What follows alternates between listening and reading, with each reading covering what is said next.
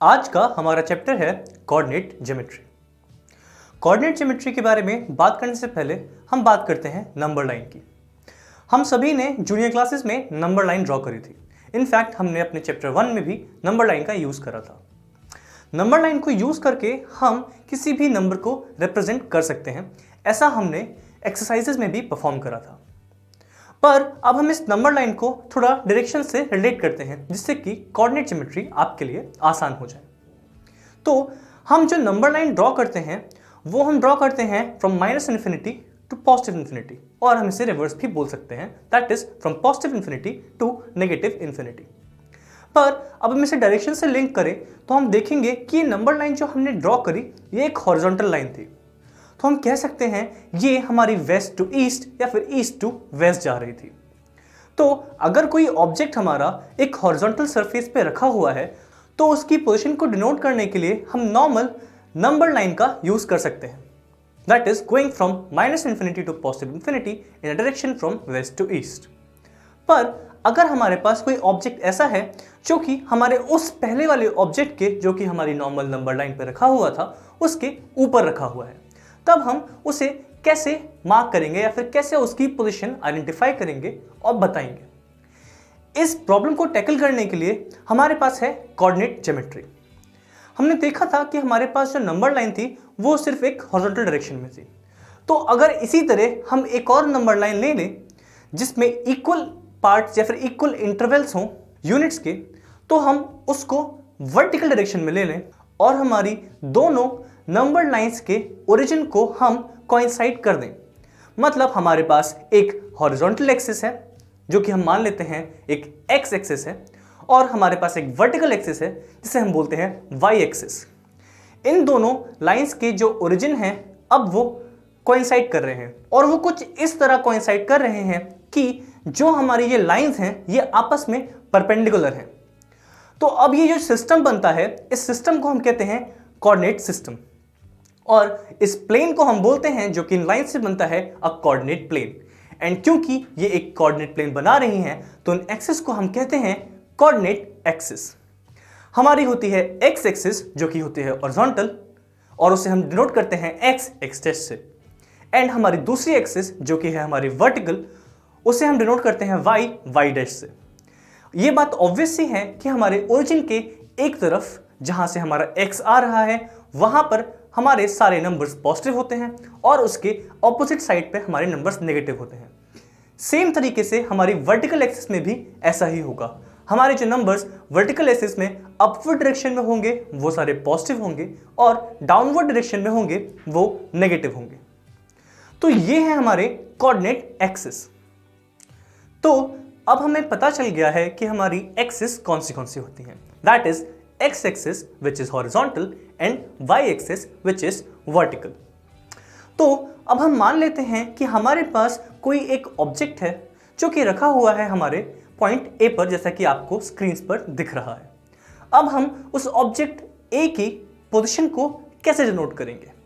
हम देखेंगे कि अगर हम उस पॉइंट A से एक परपेंडिकुलर लाइन ड्रॉ करते हैं ऑन दी x एक्सिस तो वो हमारी x एक्सिस को कहीं टच करेगी। इसी तरीके से हम पॉइंट A से अगर एक परपेंडिकुलर लाइन ड्रॉ करें ऑन दी y एक्सिस तो वो y एक्सिस को भी किसी एक पॉइंट पे टच करेगी।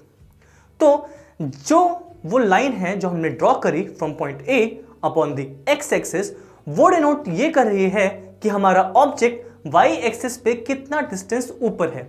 एंड वो लाइन जो हमने ड्रॉ करी from point A on the y axis, वो ये डिनोट कर रही है कि हमारा जो ऑब्जेक्ट है वो x एक्सिस से कितनी डिस्टेंस पे है।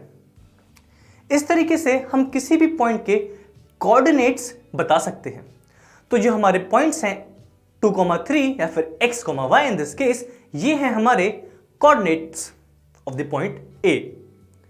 अब हम देखते हैं कि जो हमारे पॉइंट है ये जो फॉल कर रहा है ये हमारे पॉजिटिव वाले रीजन में फॉल कर रहा है, जहां पे हमारे सारे x के नंबर एंड सारे y के नंबर्स दोनों पॉजिटिव हैं। तो इसी तरीके से अगर हम देखें तो हमारे लेफ्ट हैंड साइड वाले पार्ट में हम देखेंगे कि हमारा x एक्सिस नेगेटिव हो चुका है पर y एक्सिस पॉजिटिव है, और ऐसे ही हम अगर कंटिन्यू करें आगे तो हम ये ऑब्टेन करेंगे दैट हमारा जो नीचे वाला क्वाड्रेंट है अब वहां पे x नेगेटिव है एंड y भी नेगेटिव है, एंड लास्ट जो बचा हुआ क्वाड्रेंट है हमारा वहां पर हमारा x जो पॉजिटिव है एंड y नेगेटिव है। तो इससे हम अज्यूम कर सकते हैं कि जो हमारा पहला पार्ट होगा जिसे हम फर्स्ट क्वाड्रेंट कहते हैं वहां पे हमेशा x और y दोनों पॉजिटिव होंगे। इसी तरीके से हमारा सेकंड पार्ट जो कि कहलाता है क्वाड्रेंट 2 में जो हमारा x होगा वो होगा नेगेटिव पर हमारा y पॉजिटिव होगा। इन थर्ड पार्ट जो कि कहलाता है हमारा क्वाड्रेंट 3 वहां पे हमारे x एंड y दोनों हमेशा नेगेटिव होंगे। अब बात करते हैं लास्ट पार्ट की जो कहलाता है क्वाड्रेंट 4 में हमारा x पॉजिटिव होता है और y नेगेटिव होता है। सो ये होते हैं हमारे एक कोऑर्डिनेट सिस्टम के 4 क्वाड्रेंट्स जहां पे हम x और y को डिनोट करते हैं और हम उसकी हेल्प से किसी भी ऑब्जेक्ट की पोजीशन आइडेंटिफाई कर सकते हैं। साथ ही साथ हम ये भी ध्यान रखते हैं कि जो ये हमारे वर्टिकल और हॉरिजॉन्टल एक्सिस थे मतलब x एंड y एक्सिस थे, ये जहां पर इंटरसेक्ट कर रहे हैं, मीट कर रहे हैं, वो पॉइंट हमारा ओरिजिन कहलाता है और ओरिजिन पे हमारे दोनों x और y एक्सिस की वैल्यूज 0 होती हैं। अब हमने देखा कि हमारे पास एक पॉइंट है A जिसके हमारे कोऑर्डिनेट्स हमने अज्यूम कर लिए हैं कि 2,3 है। तो इस 2,3 का मतलब क्या है, अब इसको थोड़ा और जानते हैं। देखें कि 2,3 का मतलब यहां पे ये है कि हमारा x कोऑर्डिनेट जो है वो 2 है एंड y कोऑर्डिनेट जो है वो हमारा 3 है। x कोऑर्डिनेट 2 होने का मतलब ये है कि ये हमारा जो पॉइंट है ये हमारी y एक्सिस से 2 यूनिट्स दूर है एंड हमारा y कोऑर्डिनेट 3 होने का मतलब ये है कि जो हमारा ये जो पॉइंट है ये हमारी x एक्सिस से 3 यूनिट्स दूर है। तो the distance of a point from the y axis is called the x coordinate and the distance of a point from the x axis is called the y coordinate. और हम इसे जो कि हमारा x कोऑर्डिनेट है इसे abscissa भी बोलते हैं एंड हमारे y कोऑर्डिनेट को ऑर्डिनेट कहते हैं। तो हमारा 2 हो गया एब्सिसा एंड हमारा 3 हो गया एक ऑर्डिनेट। इसी तरीके से हम ये भी जान लेते हैं कि अगर कोई पॉइंट हमारा x एक्सिस पे ही लाई कर रहा है तो उसका y कोऑर्डिनेट जो होगा मतलब ऑर्डिनेट जो होगा वो 0 हो जाएगा। तो इसीलिए उस पॉइंट का जो कोऑर्डिनेट होगा वो होगा x, 0।